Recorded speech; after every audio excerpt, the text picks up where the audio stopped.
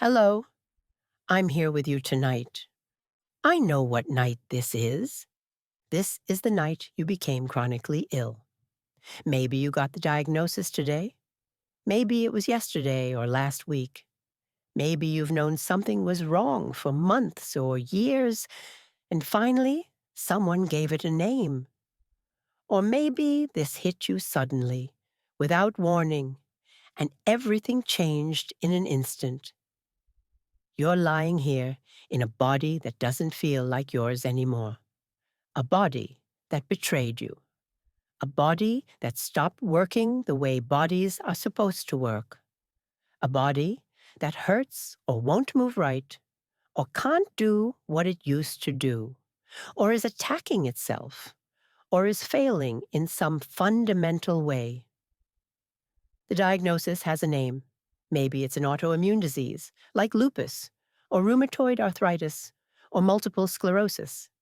Maybe it's fibromyalgia, or chronic fatigue syndrome. Maybe it's a neurological condition like Parkinson's or epilepsy. Maybe it's diabetes or heart disease or kidney disease. Maybe it's Crohn's or ulcerative colitis. Maybe it's POTS or EDS or one of those conditions most people have never heard of.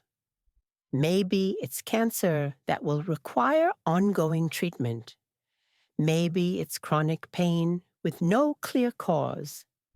Maybe it's several diagnoses stacking on top of each other. Whatever the name is, what it means is this: your body is sick, and it's not going to get better. Not really. Not back to what it was. This is chronic. This is forever. That word keeps echoing in your head. Chronic, ongoing, permanent, incurable, forever. You might be in physical pain right now. Maybe your body hurts in ways it never hurt before. Maybe there's inflammation or nerve damage or muscle weakness or joint pain. Maybe your head is pounding, or your stomach is churning, or your chest feels tight. Maybe you're exhausted in a way that sleep doesn't fix. Maybe you're dizzy or nauseous, or struggling to breathe easily. Maybe your body is demanding attention in 100 different ways. Or maybe right now you feel okay physically. Maybe the symptoms are quiet tonight. But that almost makes it worse, because your mind won't stop. Your mind is racing with everything this diagnosis means. The future you just lost. The life you won't get to live. The things you won't be able to do. The person you won't get to be.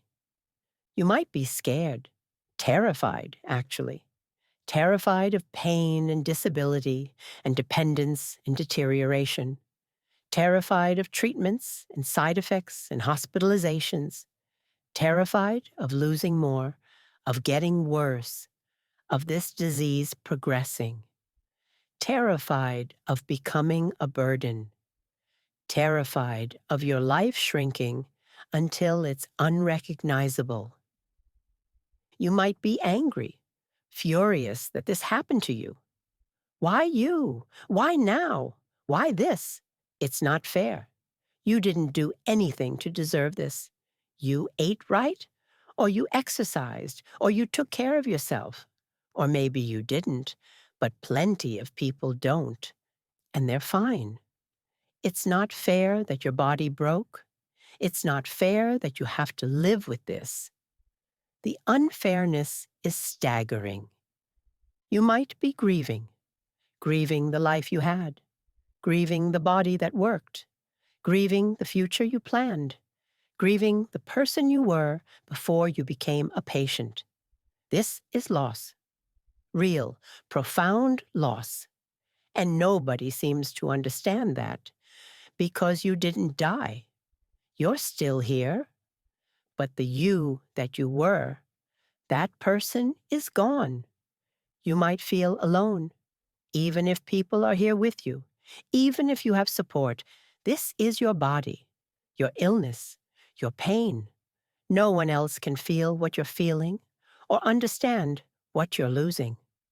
You're the one who has to live in this body every day. That's lonely. That's isolating. You might feel numb, like your brain can't process this, like it's too big, too much, too impossible. So you're just shut down, not feeling anything because feeling everything would break you. That's protection. That's your psyche trying to help you survive. And beneath all of that is the knowledge that this is permanent. This isn't a broken bone that will heal. This isn't the flu that will pass. This is your life now. You're sick, and you're going to stay sick. That reality is crushing. So let me say this clearly. You're not supposed to be okay tonight. You're not supposed to have acceptance or peace or a positive attitude. You're not supposed to sleep easily. This is one of the hardest nights a person can have. The night you became chronically ill. The night your healthy life ended. The night everything changed. What we're going to do for the next hour is be here together with that truth. I'm not going to tell you that everything happens for a reason, or that this will make you stronger, or that you'll find the silver lining. I'm not going to tell you to stay positive, or that attitude is everything, or that you can fight this with the right mindset. What I'm going to do is stay with you through this night. We're going to breathe together. We're going to bring some care to your body, even though your body feels like the enemy right now. We're going to acknowledge every feeling that's here, every fear, every loss, every impossible truth.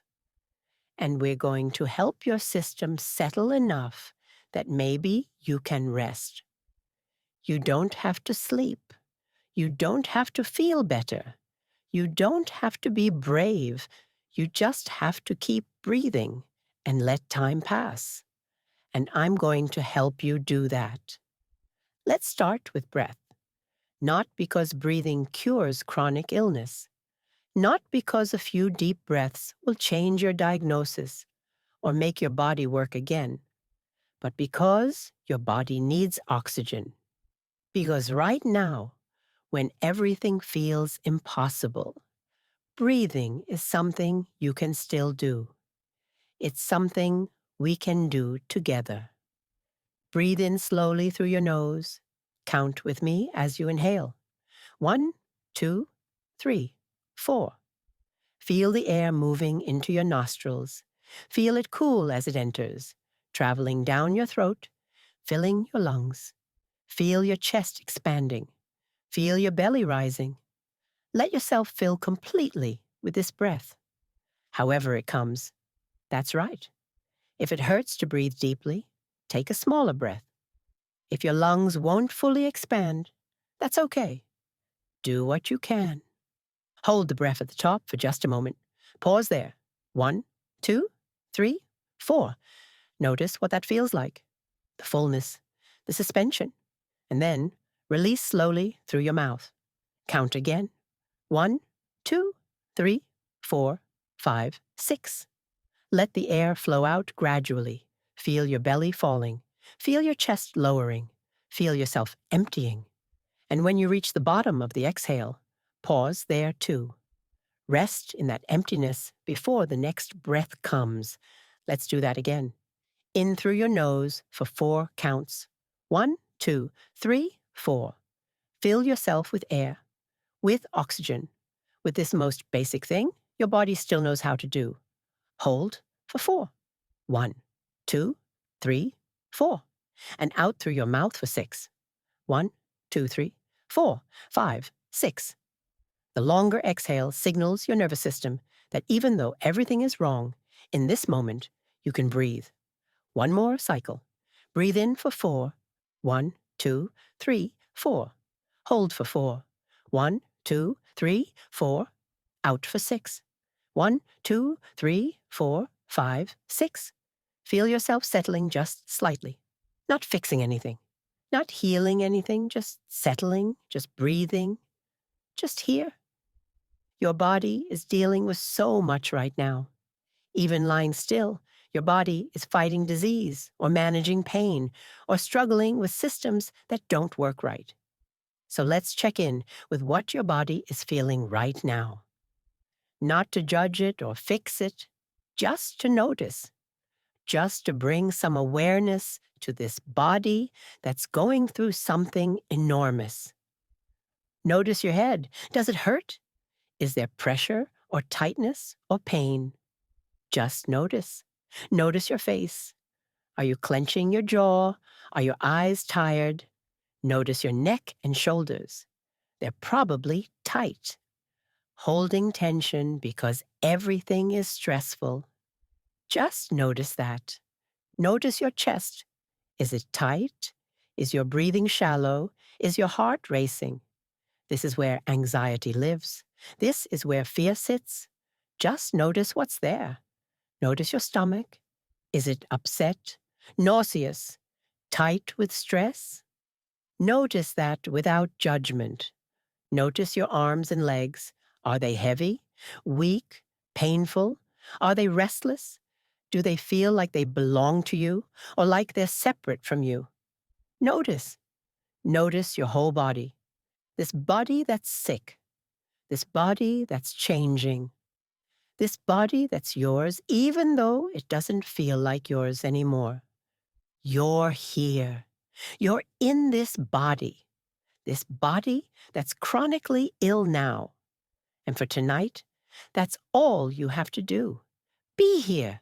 Breathe. That's enough. Every chronic illness story is different. Every diagnosis means something different. Every body breaks in its own particular way. So before we go further into this night together, I want to acknowledge the many different versions of chronic illness you might be living through. Maybe you got diagnosed suddenly. Maybe you were healthy last week or last month or last year. Maybe you got an infection or an injury or something happened that triggered your body to turn on itself. Maybe you woke up one day and couldn't get out of bed. Maybe you had a medical emergency. Maybe tests came back positive for something serious. Maybe you were completely blindsided. Your life was normal, and then suddenly it wasn't. You didn't see this coming. You had no warning. One day you were healthy and planning your life, and the next day you were sick and everything changed. That shock is enormous. That loss of your healthy life is devastating. Or maybe you've been sick for a long time without knowing why. Maybe you've had symptoms for months or years. Maybe you've been to dozens of doctors. Maybe you've been dismissed or told it's anxiety or told it's all in your head. Maybe you've been gaslit by the medical system. Maybe you felt crazy because you knew something was wrong, but no one would believe you. And now, finally, someone gave it a name. Finally, you have a diagnosis. Part of you might feel relief because at least it's real. At least you're not making it up. But part of you is devastated because now it's real.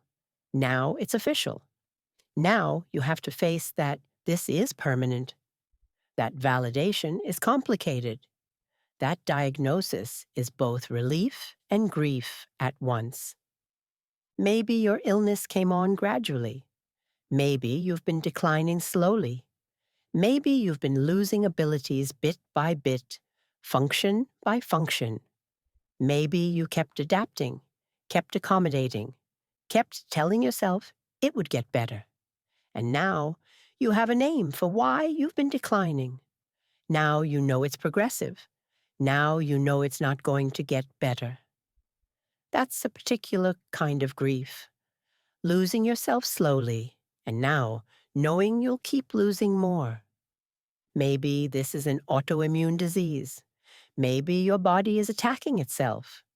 Your immune system, which is supposed to protect you, is destroying your own tissue.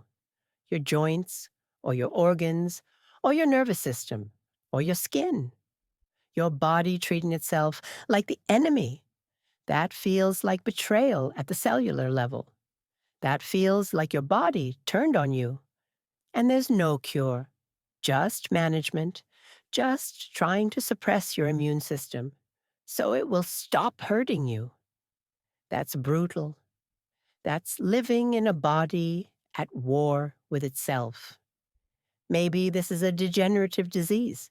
Maybe you were told this will get worse over time. Maybe you'll lose mobility or cognitive function or independence. Maybe you're facing a future of increasing disability. Maybe the timeline is slow or maybe it's fast. But either way, you're watching yourself decline. You're grieving losses that haven't happened yet. You're trying to live while anticipating your own deterioration. That's cruel. That's impossibly hard. Maybe this is a fluctuating condition. Maybe you'll have good days and bad days. Maybe you'll have flares and remissions. Maybe sometimes you'll seem normal, and sometimes you'll be bedridden. That unpredictability is exhausting. That not knowing day to day what your body will be able to do is crazy making. And people won't understand. They'll see you on a good day and think you're fine. They won't believe you when you say you're sick. That invalidation is its own kind of pain. Maybe this is an invisible illness. Maybe you look fine from the outside. Maybe people can't see your pain or fatigue or dysfunction. Maybe you'll spend years explaining and defending and proving that you're really sick. Maybe you'll face skepticism and judgment and accusations of faking. Maybe you'll have to fight for accommodations and disability benefits and people believing you. That's exhausting on top of being sick. That's dealing with ableism while your body is already failing you. Maybe this is a visible illness. Maybe your disease changes how you look. Maybe you need mobility aids or medical equipment. Maybe there are physical signs that mark you as disabled. And now you have to deal with stares and pity and people treating you differently.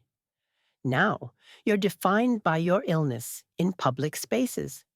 That loss of anonymity, that being seen as a sick person first, that's its own burden. Maybe you're young. Maybe you're in your 20s or 30s or 40s. Maybe you thought you had decades of health ahead of you. Maybe you had career plans and travel plans and life plans. Maybe you wanted to have children or you have young children. Maybe chronic illness feels especially unfair because you're too young for this, because this wasn't supposed to happen yet. That stolen future is devastating. That loss of youth is real. Or maybe you're older. Maybe you'd already been dealing with aging, and now there's chronic illness on top of it. Maybe you'd been looking forward to retirement, and now you're sick. Maybe you thought you'd have healthy years to enjoy after working all your life. Maybe this feels like you're being cheated out of the good years you earned. That's valid, too. That loss matters, too. Maybe this diagnosis comes with major lifestyle changes. Maybe you can't work anymore or have to change careers. Maybe you can't exercise the way you used to. Maybe you have dietary restrictions now. Maybe you can't drink alcohol or stay up late or do things that make you feel normal. Maybe your whole life has to revolve around managing this disease. That loss of freedom is real. That loss of normalcy is painful. Maybe this diagnosis comes with financial devastation. Maybe your medical bills are already piling up. Maybe you need expensive medications or treatments. Maybe you can't work and you're losing income. Maybe you're facing bankruptcy or losing your home or struggling to survive financially while also being sick. That compound crisis is overwhelming. That makes everything harder. Maybe you've been diagnosed with multiple conditions. Maybe you have several chronic illnesses or complications or comorbidities. Maybe your body is failing in multiple ways. Maybe each diagnosis compounds the others. Maybe you're juggling multiple medications and specialists and treatments. That complexity is exhausting. That makes everything more complicated. However your chronic illness looks, however you got here, however your body is breaking, your grief is real. Your fear is legitimate. Your anger is justified. You don't have to defend your feelings or explain your experience. You're chronically ill now. Your body doesn't work right. That's enough. That's everything. Let's breathe again. Because your nervous system is overwhelmed. Because your body is stressed. Because breathing helps regulate your system even when everything else is falling apart. Breathe in through your nose, slow and steady.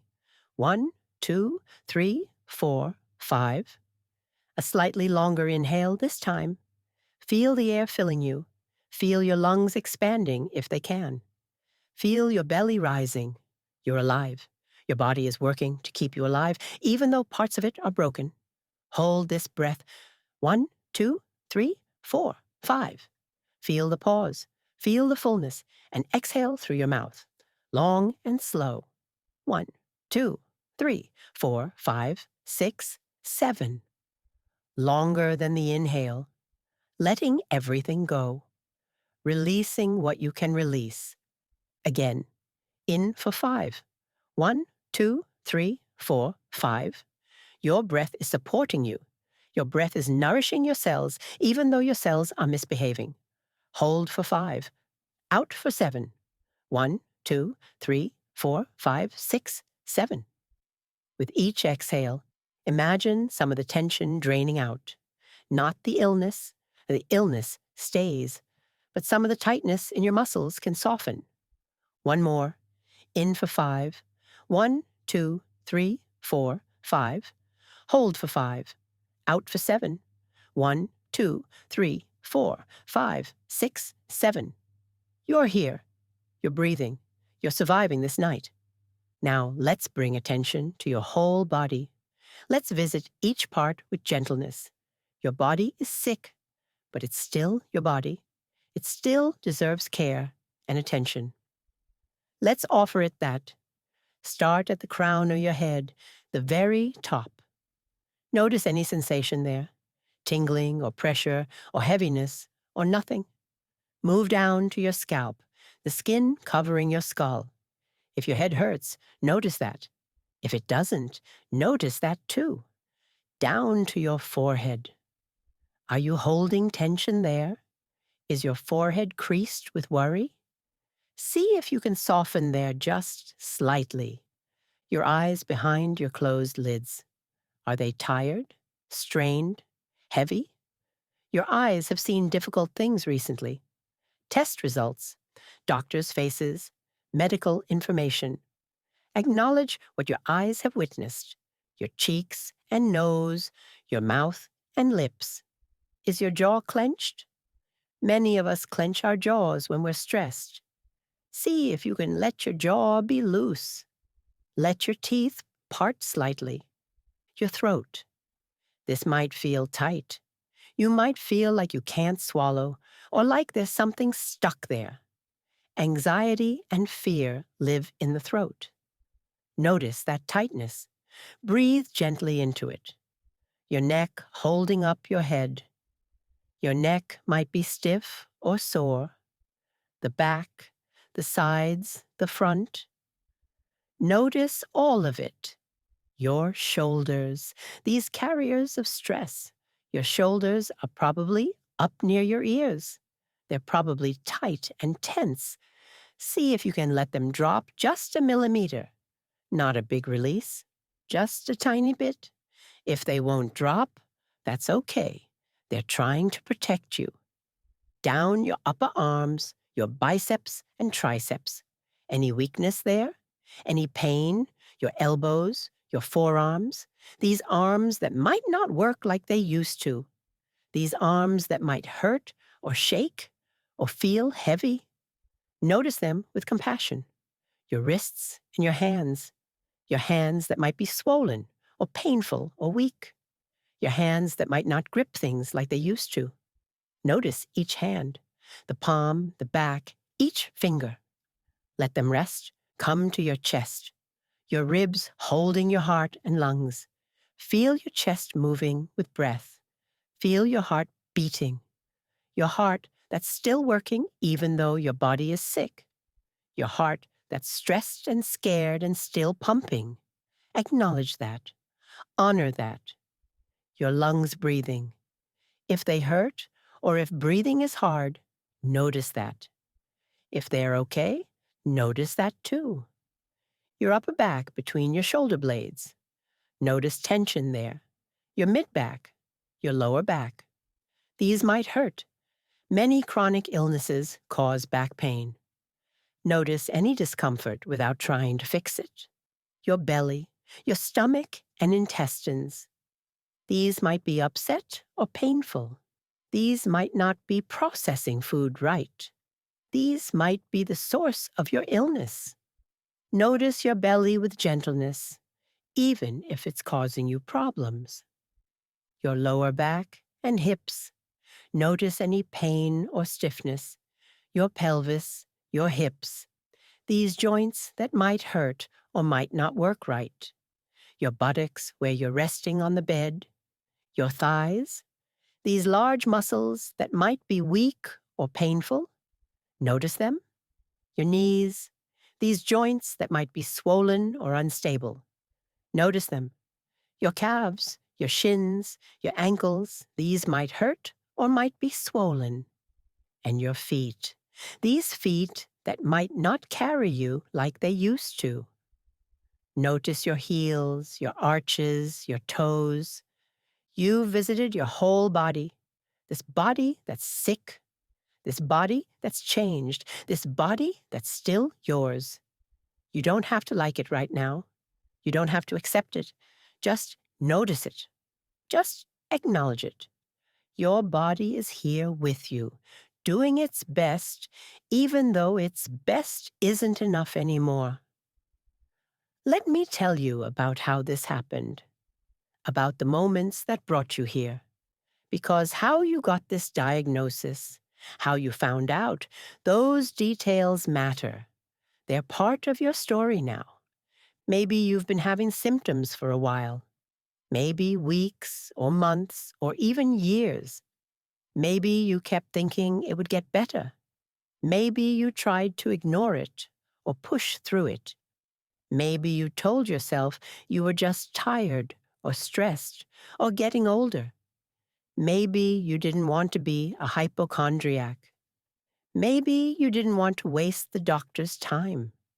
So you waited, and the symptoms got worse. Maybe the symptoms were subtle at first. A little pain that came and went.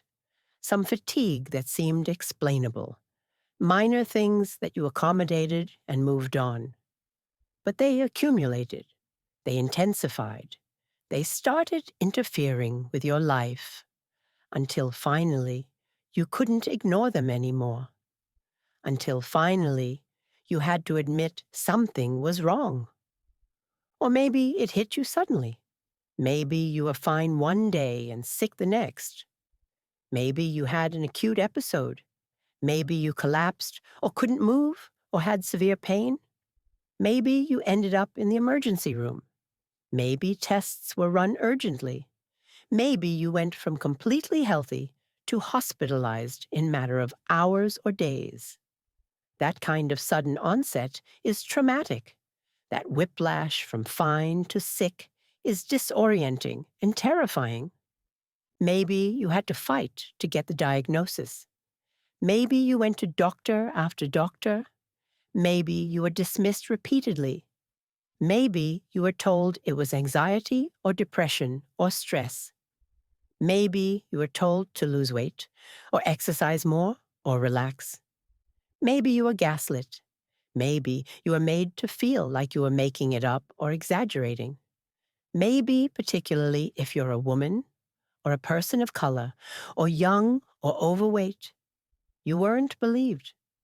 You had to advocate and push and insist until finally someone took you seriously. Finally, someone ran the right tests. Finally, someone found what was wrong. That fight to be believed is exhausting. That adds trauma on top of illness. You spend so much energy trying to prove you're sick that by the time you get the diagnosis, you're already depleted. Or maybe the diagnosis came easily. Maybe the first doctor you saw recognized it. Maybe the tests clearly showed it. Maybe there was no question. That might feel like a relief. But it also means you couldn't hold on to hope that it was nothing. You couldn't tell yourself you were overreacting. It was real and serious from the start. Maybe you suspected this diagnosis. Maybe you'd been researching your symptoms. Maybe you knew before the doctor told you. Maybe when they said the name of the disease, you thought, I knew it. That doesn't make it easier. Knowing doesn't prepare you for hearing it said out loud, for having it be official, for having it be permanent. Or maybe the diagnosis was completely unexpected. Maybe you thought it was something else. Maybe you were being tested for one thing and they found something different. Maybe you had no idea this was even a possibility. That shock of the unexpected diagnosis is its own kind of trauma. Maybe you were alone when you got the diagnosis. Maybe you were sitting in a doctor's office by yourself when they told you. Maybe you got a phone call with test results. Maybe you read it in your patient portal online before anyone even talked to you. Finding out alone is lonely. Having no one there to witness that moment, to hold you up when the news hits, that's hard. Or maybe someone was with you.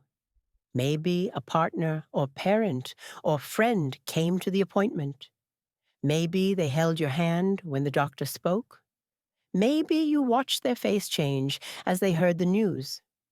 Maybe their fear made your fear worse. Maybe their presence helped. Either way, that moment is burned into your memory. The room, the doctor's face, the words they used, the way it felt to hear it. Maybe the doctor was kind. Maybe they took time to explain. Maybe they showed compassion. Maybe they gave you resources and a plan. That helps. A good doctor makes a terrible moment slightly less terrible. Or maybe the doctor was clinical. Maybe they delivered the news matter-of-factly. Maybe they rushed through it.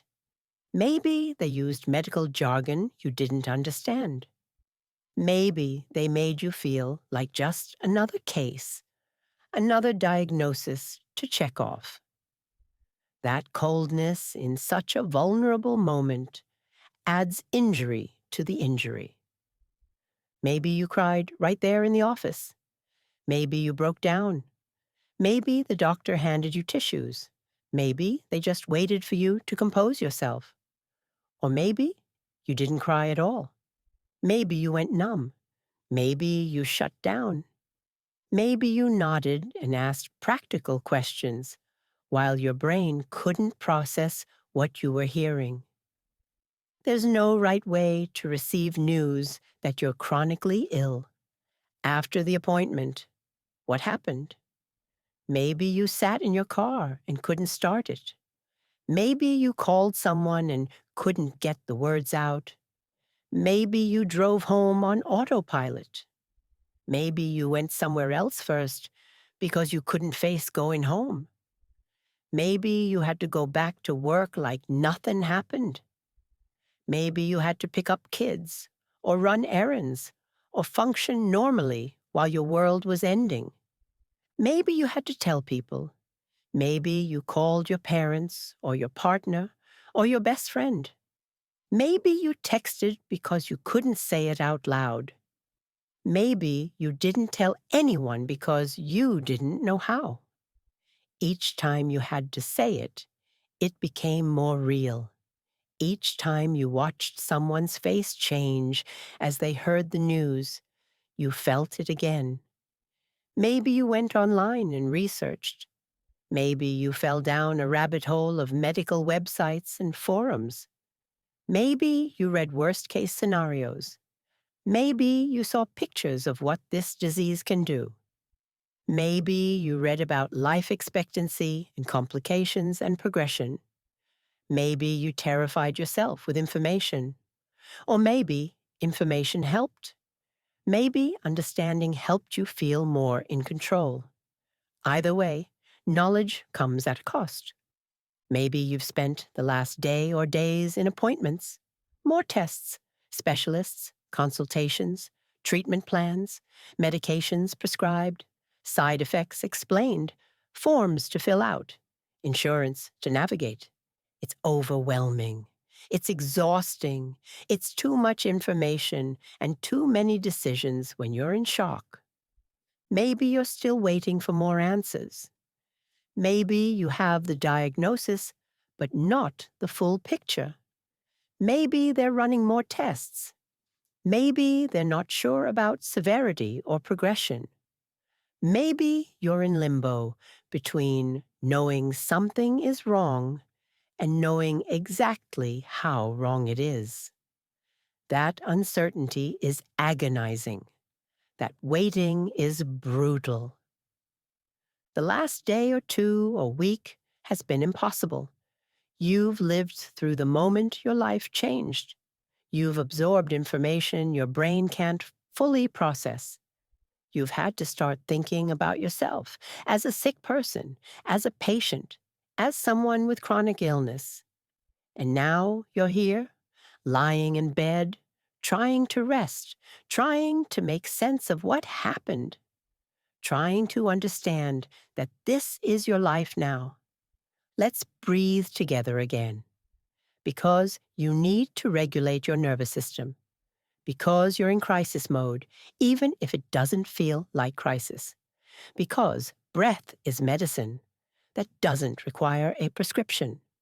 In through your nose for a count of 5. 1, 2, 3, 4, 5.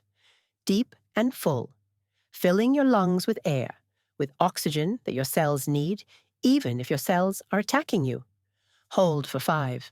1, 2, 3, 4, 5. Present in this moment. And out through your mouth for 7. 1, 2, 3, 4, 5, 6, 7. Long and releasing, letting tension go. Again, in for a 5. This breath is for you. This breath supports you. Hold for 5. You're here. You're alive. Out for 7. You're doing the best you can. One more cycle. In for 5. 1, 2, 3, 4, 5. Hold for 5. Out for 7. 1, 2, 3, 4, 5, 6, 7. Feel yourself settling slightly. Now bring attention to your chest and heart and throat again. The places where fear and grief live in your body.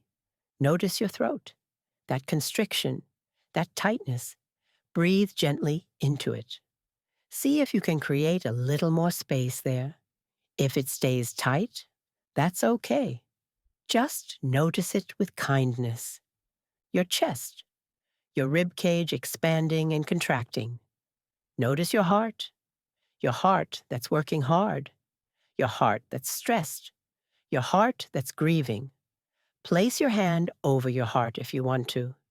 Feel it beating, this heart that's dealing with chronic illness diagnosis, this heart that's scared and sad and still pumping. Acknowledge that. Notice your lungs.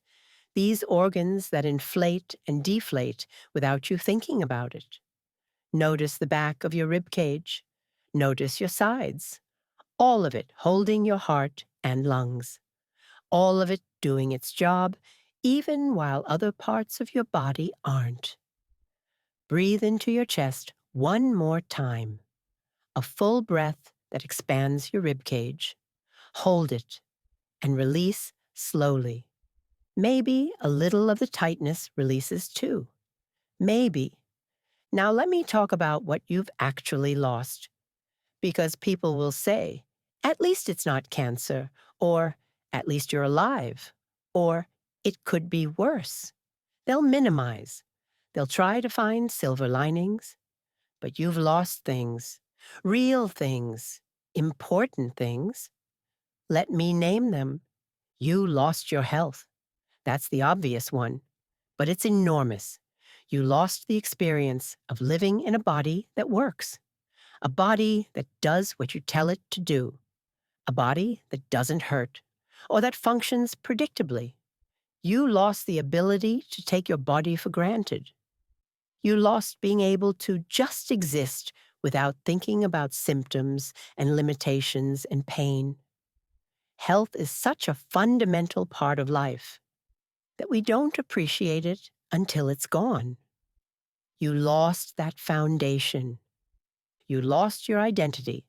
You were a healthy person, or at least you weren't a sick person. That was part of who you were, even if you didn't think about it. Now you're chronically ill. Now you're a patient.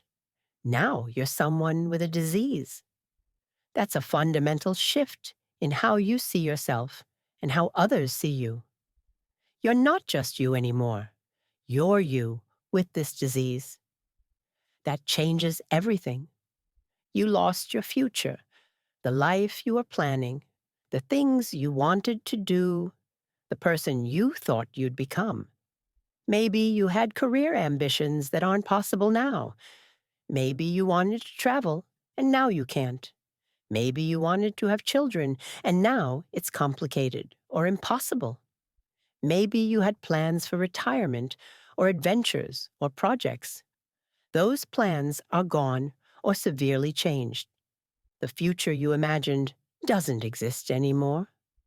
You have to imagine a different future, and you don't know what that looks like yet. You lost your independence. Maybe not completely, maybe not yet, but your independence is compromised. You need help now in ways you didn't before. You need accommodations. You need support. You need people to understand and make allowances. You might need mobility aids or medical equipment. You might need someone to help you with tasks you used to do yourself. That loss of independence is painful. That loss of autonomy is hard to accept. You lost your confidence in your body. You used to trust your body to work. Now you can't. Now your body is unpredictable. Now you don't know what it will do on any given day. You don't know if you'll be able to get out of bed or go to work or make plans. You can't rely on your body. That uncertainty is exhausting. That lack of trust in your own body is destabilizing. You lost spontaneity. You can't just do things anymore. You have to plan around your illness. You have to consider whether you'll have energy, whether you'll be in pain, whether you'll be able to manage. You have to build in rest time and recovery time. You have to be strategic about everything. The ease of just living without constant calculation is gone. You lost activities you loved. Maybe you were athletic, and now you can't exercise the way you did. Maybe you loved hiking or dancing or playing sports. Maybe you loved staying up late with friends or traveling spontaneously or working long, intense hours on projects you cared about. Whatever it was that brought you joy, some or all of that is compromised now. You've lost the activities that made you feel like yourself. You lost your place in your social circles. Your friends might not understand. They might drift away because you can't do the things you used to do together. They might get tired of you canceling or having limitations. Or they might be supportive, but you still feel like a burden. You feel like you're holding everyone back. Your relationships change when you become chronically ill. Some people will surprise you with their support. Others will disappoint you with their absence. Either way, the easy normalcy of your friendships is disrupted. You lost your financial security. Chronic illness is expensive. Even with insurance, there are copays and medications and treatments and equipment. Maybe you can't work full-time or at all. Maybe you're losing income while expenses increase. Maybe you're facing disability applications and insurance battles and financial stress. The economic impact of chronic illness compounds the physical and emotional impact. You lost your sense of safety. Your body isn't safe anymore. It's failing you. It's hurting you. You can't trust it. And the world isn't safe either. The medical system is overwhelming. Insurance is complicated. Work might not protect you. You're vulnerable now in ways you weren't before. That loss of safety is frightening. You lost your ability to be normal. You're marked now as different, as disabled, as sick. You have to identify yourself that way. You have to ask for accommodations. You have to explain yourself. You can't just be invisible in the crowd anymore. You're the one with special needs. You're the one people make exceptions for. That visibility, when you want to just be normal, is exhausting, and the feelings about all this loss are overwhelming. You're sad, devastated, grieving. You're mourning your old life, your healthy body, your lost future. That grief is profound. It's the kind of grief people don't always recognize because nothing died. But things died. Your health died.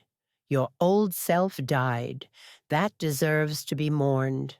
You're angry, furious that this happened. Angry at your body for betraying you. Angry at the universe for the unfairness. Angry at healthy people who take their health for granted. Angry at doctors or the medical system or whoever gave you this diagnosis. Angry at yourself for things you think you might have done wrong even though it's not your fault. Anger is a huge part of chronic illness. It makes sense to be angry when your body turns on you. You're scared, terrified of the future, terrified of getting worse, terrified of pain and disability and dependence, terrified of medical procedures and side effects and complications, terrified of being a burden, terrified of losing more. Fear is constant in chronic illness. It lives in your body right alongside the disease. You might feel guilty. Guilty about needing help. Guilty about not being able to do things. Guilty about being a burden on loved ones. Guilty about taking time off work. Guilty about spending money on medical care. Guilty about everything, even though none of this is your fault. Chronic illness comes with so much guilt, you might feel ashamed. Ashamed that your body doesn't work. Ashamed that you're not strong enough or positive enough. Ashamed that you can't push through. Ashamed that you need accommodations. Our society treats illness like a personal failing. Like if you were better or tried harder, you could overcome it. That's garbage, but it creates shame anyway. You might feel isolated, lonely in your sick body, lonely in your struggle. Nobody really understands unless they've been through it. Even people who love you can't fully get it. You're alone with your pain, your limitations, your daily struggle. That isolation is profound. You might feel relieved if you've been sick for a long time without knowing why. Relief to finally have an answer. Relief to be believed. Relief that you're not crazy. That relief is legitimate.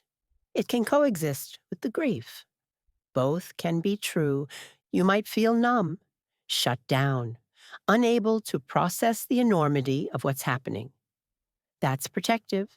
That's your psyche trying to keep you functional when feeling everything would be too much. And people say things that don't help. They say, stay positive, or don't let it define you, or you're so brave, or I could never handle that, or have you tried yoga?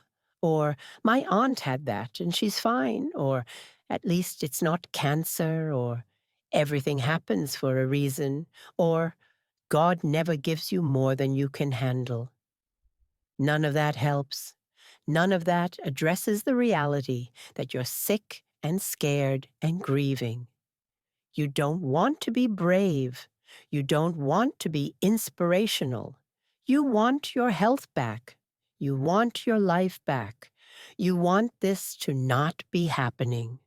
Some people will be supportive. Some will show up. Some will help practically and emotionally. Those people are precious. Hold on to them. And some people will disappoint you. They'll be uncomfortable with your illness. They'll avoid you or dismiss your struggles or expect you to be fine. They'll minimize what you're going through. They'll make it about them. That hurts. That's another loss on top of the losses. This is hard, even if you caught it early. Even if the prognosis is relatively good. Even if it's manageable. It's still chronic. It's still permanent. It's still a loss. This is hard, even if it could be worse. Even if other people have it harder. Your suffering isn't negated by someone else's worse suffering. You're allowed to grieve your loss, even if someone else lost more. This is hard, and you're allowed to fall apart. You're allowed to be a mess. You're allowed to not be okay. You're allowed to be angry and sad and scared and everything else. You're chronically ill. Your body is broken. You're allowed to grieve that. Let's breathe again because your body needs it. Because your system is overwhelmed and breath helps regulate it. Breathe in through your nose slowly for 6 counts. 1, 2, 3, 4, 5, 6. Really filling yourself. Feel your belly expand. Feel your chest rise. Feel the air filling your lungs. Hold for 4. 1, 2, 3, 4. And exhale through your mouth for 8 counts. 1, 2, 3, 4, 5, 6, 7, 8. Even longer, emptying completely. Releasing tension. Again, in for 6. 1, 2, 3, 4, 5, 6. Your breath supports your body even when your body is failing you. Hold for 4. Out for 8. 1, 2, 3, 4, 5, 6, 7, 8. With this exhale, soften, not letting go of the fear or grief, just releasing physical tension. One more. In for 6. 1, 2, 3, 4, 5, 6. You're breathing. You're here. You're getting through this night. Hold for 4. Out for 8. 1, 2, 3, 4, 5, 6, 7, 8. You're doing this. You're surviving. Now, let's give your body more attention. Let's release tension in your shoulders and jaw and hands because these places hold stress. Notice your shoulders. Where are they? Up near your ears, probably. Take a breath and pull them up even higher. Hold that tension and release. Let them drop. Do that again. Up, hold, drop. One more time. Up, hold, drop completely. Your shoulder blades, draw them together toward your spine. Hold, feel your chest open, and release. Let them settle. Your jaw. Open your mouth wide, stretch it. Hold, and close gently. Let your teeth rest apart. Let your tongue be soft. Let your jaw be heavy. Your whole face?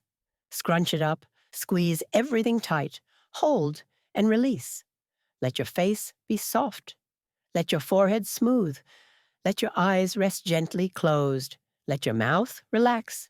Your hands. Make tight fists, squeeze. Feel your nails in your palms. Tighter, and release. Open your hands. Stretch your fingers wide and let them rest naturally. Turn your palms up if you want. Let your hands be open and soft. Roll your wrists gently. Small circles. Then your ankles. Keep movement in your body. And settle again. Scan through your body. Notice what shifted. Notice what's still tense. Don't judge. Your body is doing its best under impossible circumstances. Tomorrow is coming. You'll have to face your first full day as a chronically ill person. Your first day of navigating life with this new reality. Tomorrow morning, you'll wake up. There might be that split second before you remember. That moment where the world is still normal. And then you'll remember. You're sick. You have this diagnosis. It's real and it's permanent. That remembering will hurt. Every morning for a while, that's how it might be. You'll have to get out of bed, even though your body might not want to cooperate. You might be in pain or exhausted or dizzy or weak. You'll have to push through or ask for help or just do your best. You'll have to take medications maybe. Start the regimen that will be part of your life now. You'll have to check in with your body constantly. How do you feel? Can you do this? Do you need to rest? There will be people to notify. Maybe your employer. Maybe you need to request accommodations or medical leave. Maybe you have to explain to coworkers or bosses. Maybe you're worried about job security. That's stressful on top of being sick. Maybe you have to tell more family members or friends. More conversations where you have to say it out loud. More watching people's reactions. More explaining and answering questions and dealing with other people's feelings about your illness. There might be medical appointments, follow-ups, specialists, more tests, treatment planning. You'll have to navigate the medical system while your brain is foggy with shock. You'll have to make decisions about treatments and medications when you barely understand what's happening. You'll have to advocate for yourself when you feel weak and scared. You might have to start treatment right away. Medications with side effects, procedures, therapies. You'll have to add healthcare management to your daily life. Pills to take, symptoms to track, appointments to schedule. It becomes a job on top of your actual job or life. If you have children, you'll have to explain this to them at their level. You'll have to reassure them while you're terrified yourself. You'll have to parent while sick. That's exhausting. If you have a partner, your relationship will change. They'll become a caregiver in some ways. The dynamic shifts. That's complicated. That brings up feelings on both sides. Love and resentment and fear and guilt all mixed together. This week, you'll be adjusting, learning what your new normal looks like, figuring out what you can and can't do, testing your limits, Maybe exceeding them and paying for it.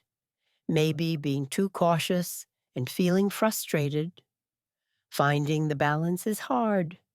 You'll have to start making accommodations, changing how you do things, asking for help, using aids or equipment maybe, accepting that you can't do everything you used to do. Every accommodation is a reminder that you're sick. Every adjustment is a small grief. This month, you'll have to figure out the practical reality of chronic illness. What does this mean for work? For finances? For daily life? You'll have to set up systems, organize medications, coordinate care, handle insurance, navigate disability applications maybe. It's overwhelming. It's too much. You'll experience firsts. The first time you have to cancel plans because you're sick. The first time you use a mobility aid. The first time you take your medication in public. The first time someone treats you differently because you're disabled. Every first reminds you that this is real. This is your life now. And people will say, be patient with yourself. Take it one day at a time. Listen to your body. All true, all not helpful. Because you don't have a choice. You have to be patient. You can only take one day at a time. Your body is screaming at you constantly. The truth is, early chronic illness is crisis and adjustment. You're not accepting yet. You're not adapted yet. You're just trying to survive. You're trying to figure out how to live like this. That's all you can do, and that's enough.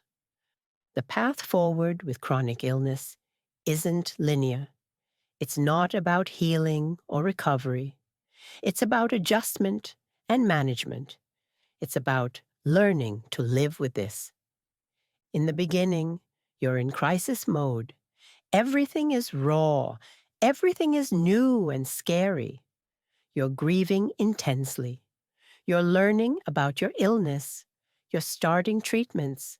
You're figuring out logistics. It's overwhelming. There's no roadmap. You're just stumbling through. After the acute crisis, you enter adjustment. You start learning your body's patterns. What triggers flares? What helps? What makes it worse?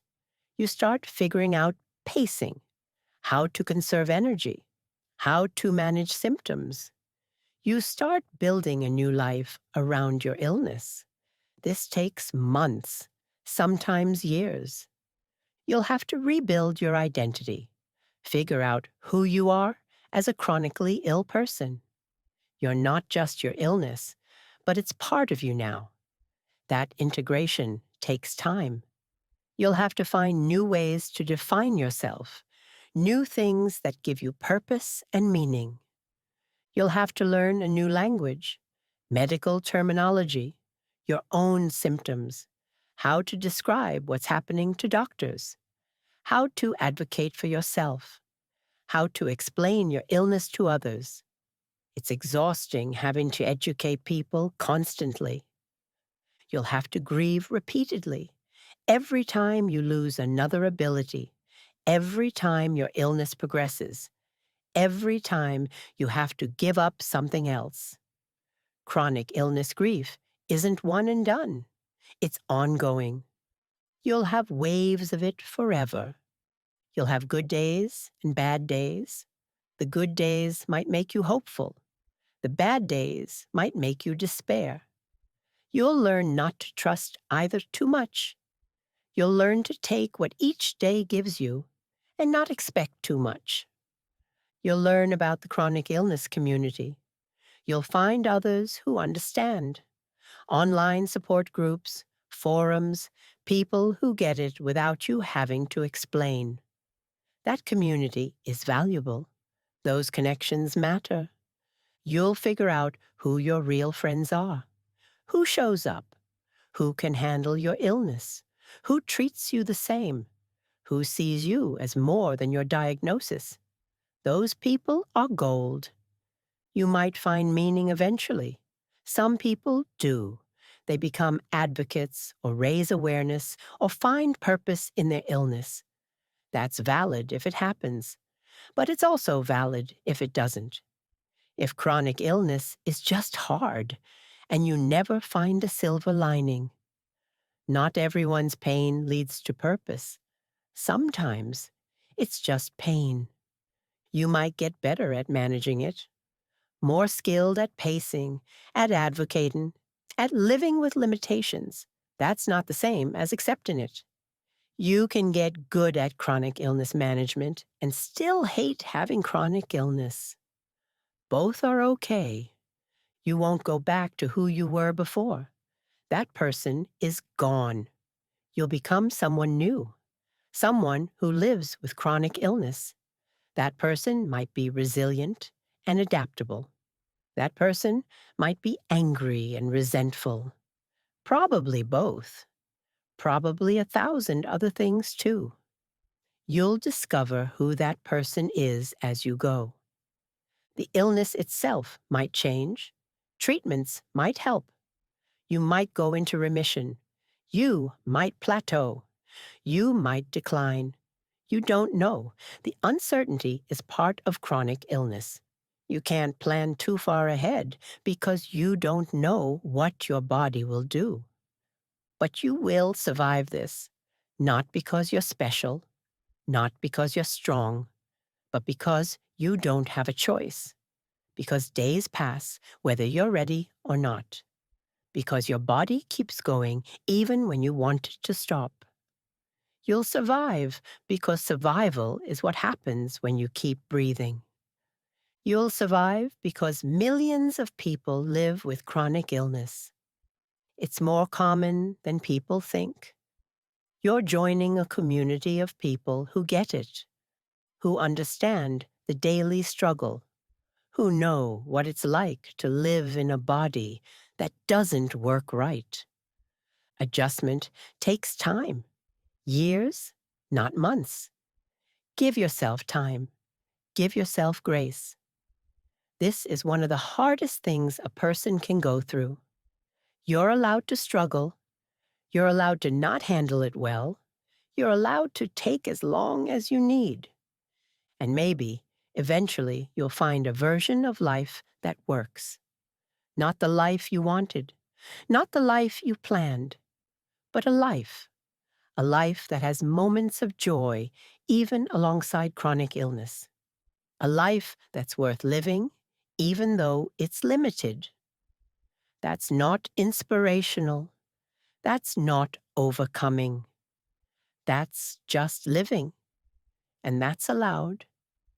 Let's breathe one more time, because you've been taking in heavy truths, and your system needs support.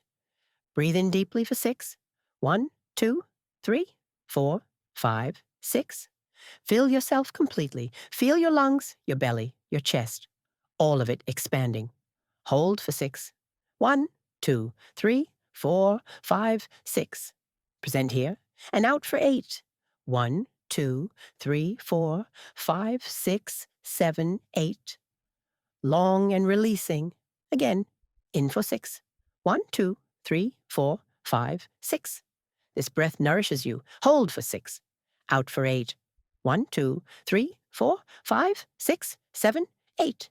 Notice if you feel any different, any calmer. One final cycle. In for 6. 1, 2, 3, 4, 5, 6. You're breathing. You're here. You're making it through this night. Hold for 6. Out for 8. 1, 2, 3, 4, 5, 6, 7, 8. You're surviving. You're going to be okay. Not today, not tomorrow, not for a long time maybe. But eventually, you'll find ways to live with this. Eventually, the shock will fade. Eventually, you'll build a life around your illness. It won't be the life you wanted, but it will be a life. That's not tonight, though. Tonight is just survival. Tonight is just being here. Tonight is breathing and resting and letting time pass. Tomorrow will come. The sun will rise. You'll face another day as a chronically ill person. It will be hard, but you'll do it. You'll figure it out. You'll take it one moment at a time. You're not alone. So many people have chronic illness. It's isolating, but you're not the only one. Others know what you're feeling. Others have walked this path. You're part of a community now, even if you didn't want to join it. Your illness is real. Your pain is real. Your limitations are real. You're not making it up. You're not exaggerating. You're not weak. You're sick. That's different. That's not your fault. You're allowed to grieve. You're allowed to be angry. You're allowed to be scared. You're allowed to hate this. You're allowed to struggle. All of that is valid. All of that makes sense. Now, let's settle your body for rest. Let's give every part attention and care. Not because it fixes anything, but because your body needs gentleness, even when it feels like the enemy. Start at the crown of your head, the very top. Feel the skin there. Notice any sensation. Imagine it softening. Move down to your scalp, all the skin covering your skull. Breathe into it. Invite it to soften. Your forehead, this expanse that furrows with worry. Smooth it gently. Let it be soft and wide.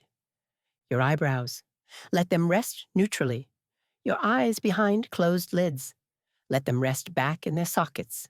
Let them be heavy and still. They can rest now. Your cheeks, your nose, your upper and lower lips. Let there be a small space between them. Your mouth, your tongue resting soft inside. Your jaw, let it be loose. Let your teeth part slightly. Let the joint be soft. Your ears, your whole face is softer now. Still holding everything you're holding, but maybe slightly softer. Your throat, front, sides, back. Notice the constriction there. Breathe gently into it. Imagine space. Imagine softness. The back of your neck where skull meets spine. Tender there, soft there. Your whole neck, sides, front, back. Let it rest. Your head is supported. Your neck can rest. Your shoulders. These carriers of so much. Your right shoulder, top, front, back. Roll it back slightly. Let it drop.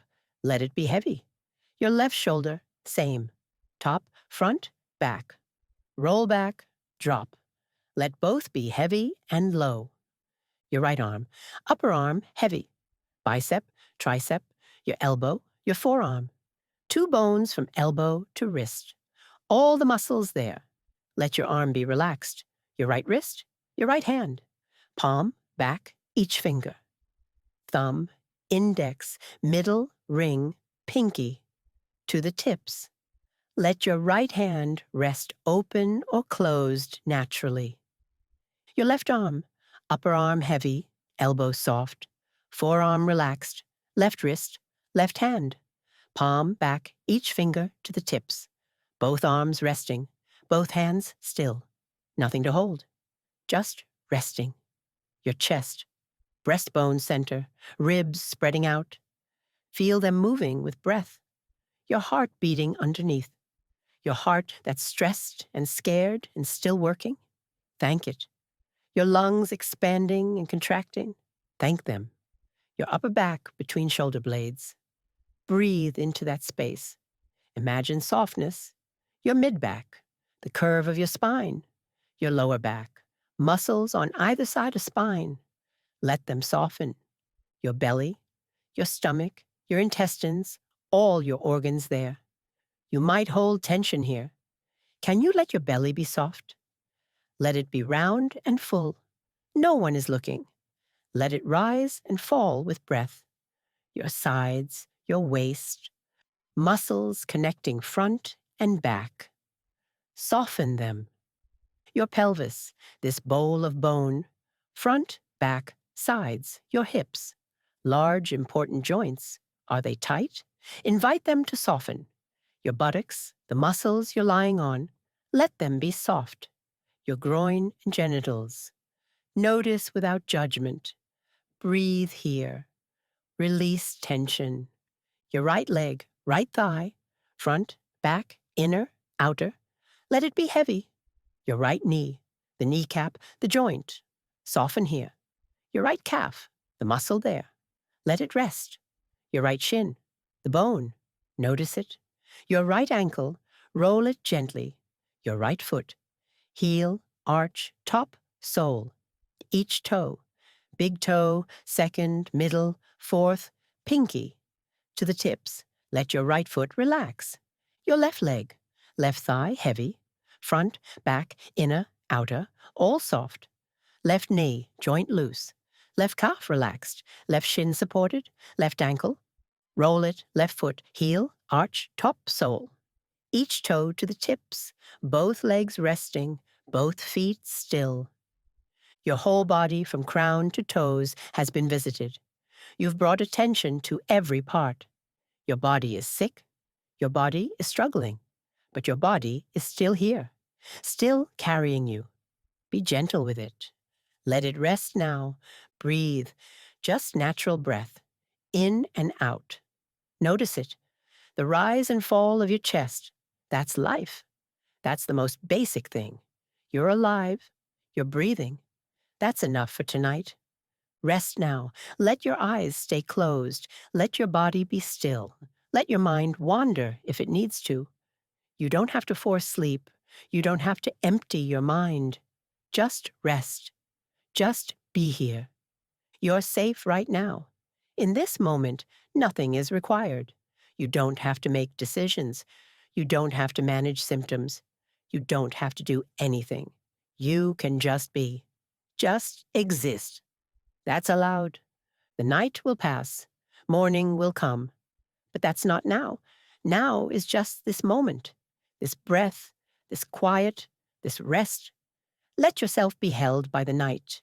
Let the darkness be gentle. Let time pass. You're chronically ill. That's true. That will be true tomorrow, and the next day, and the next. You can't change it. You can't fix it. So for now, just rest. Just breathe. Let yourself stop fighting for a little while. Sleep might come. It might not. Either way is okay. Rest is still rest.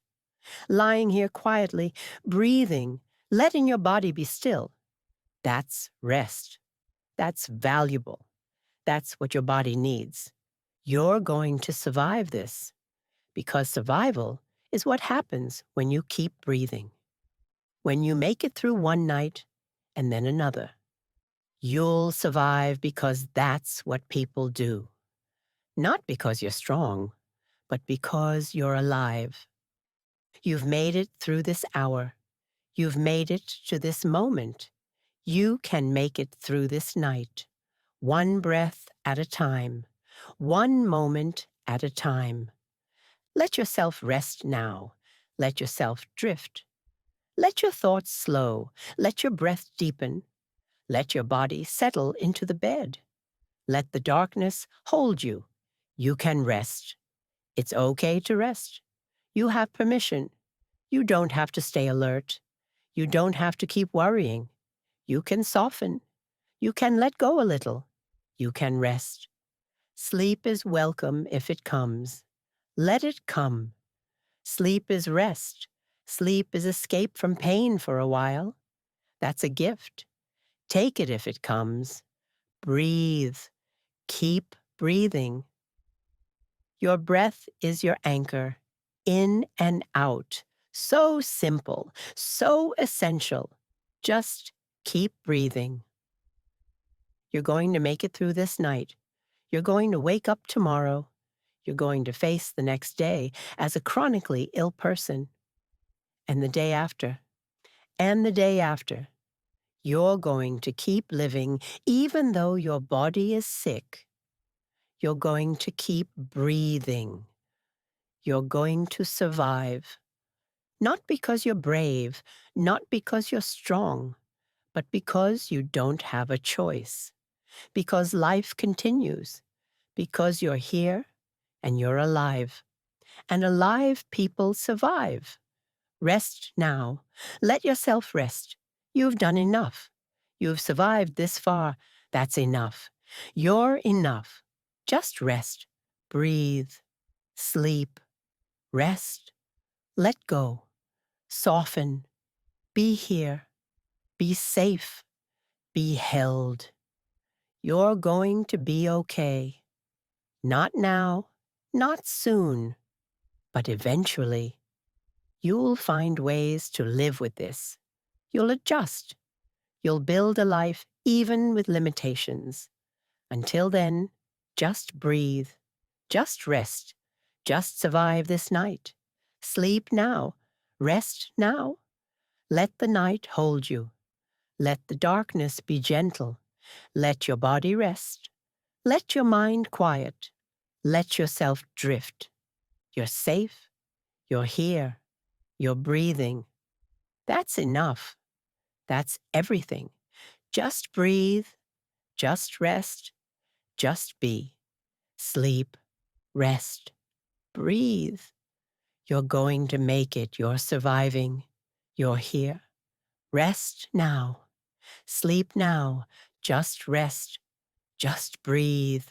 Just be. You're okay. You're going to be okay. Rest now. Sleep. Breathe. Rest. Sleep. Breathe. Rest.